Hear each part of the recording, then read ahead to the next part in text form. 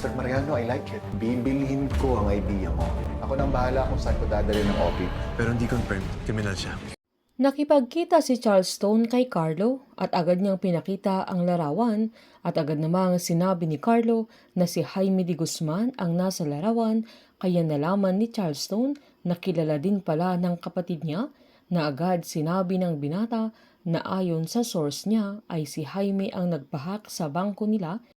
Sabay pinaliwanag niyang kahit hindi sila magkasundo ng papa nila ay hindi niya magagawa ang bagay na yun dahil mahalaga sa mga kapatid niya ang kumpanya nila, na kahit anong mangyari ay hindi siya gagawa ng bagay na madadamay sila. Kaya agad tinanong ni Carlo sa kuya niya kung anong gusto niyang gawin niya, na dahil doon ay nagkasundo silang dalawa, may plano sila kung papaano nila mahuhuli si Jaime at Edward. Habang may kausap naman si Carlo sa phone nang nasa bahay na siya tungkol kay Jaime, nang biglang dumating ang mama niya at tinanong niya kung anong agenda, pero giniit naman ng binata na wala lang ang bagay na yun, kaya niyaya na siya ni Gina na lumabas sila para kumain, pero giniit ni Carlo na magpapareserve na siya, pero giniit ng mama niya na meron silang pupuntahang iba.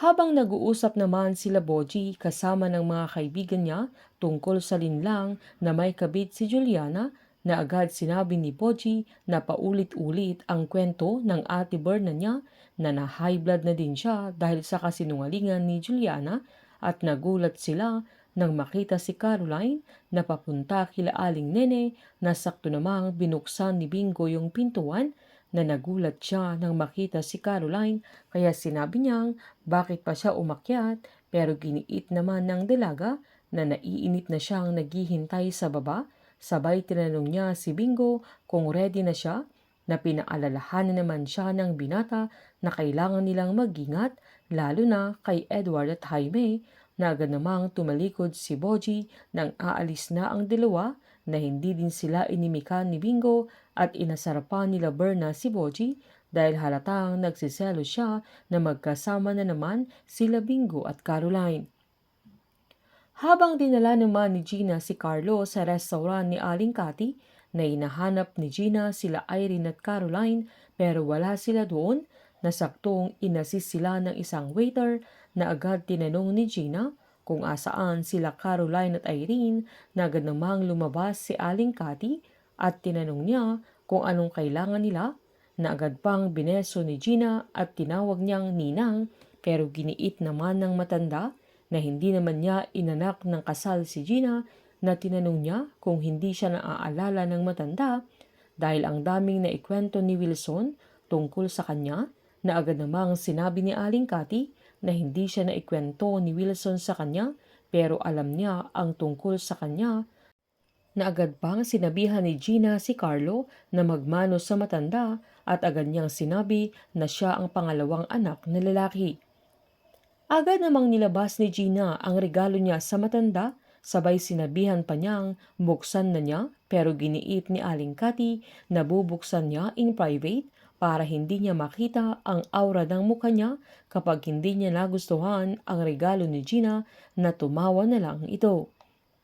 Agad namang kinuha ni Bingo yung motor na gagamitin nila ni Caroline, na tumakbo pa si Snoop at naka-helmet na ito, nang akala niya ay magkakasama silang tatlo, pero giniit ni Bingo na gusto ba niyang sumakay sa tambotso, na pinabantay ni Bingo yung area nila Aling Cathy dahil baka nakakahalata na si Edward, kaya maiwan muna siya.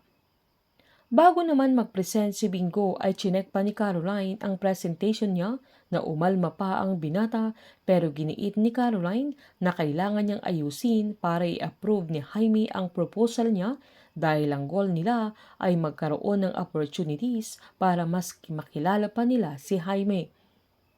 Habang pabalik naman si Irene kila Aling Cathy, nang saktong tinutulak na Snoop yung kuliglig nila ni Bingo nang mawalan ng malay ang dalaga, na kinagulat na naman ni Snoop na si Irene na naman ang dalagang yun. Sa pag-present ni Bingo ng proposal niya ay nagustuhan agad ito ni Jaime, na agad niyang sinabi na bibilihin niya ang idea niya at siya na ang bahala kung saan niya dadalhin ang opit niya. Maghahanap sila Bingo at Caroline ng ebidensya na magkasabwat nga sila Jaime at Edward. Painit ng painit ang mga tagpo, sabay-sabay po nating subaybayan ng advance episode ng Can't Buy Me Love dito po sa aking channel. Patuloy lamang pong manood at mag-subscribe para ma-update po kayo sa mga susunod na episode. Marami pong salamat.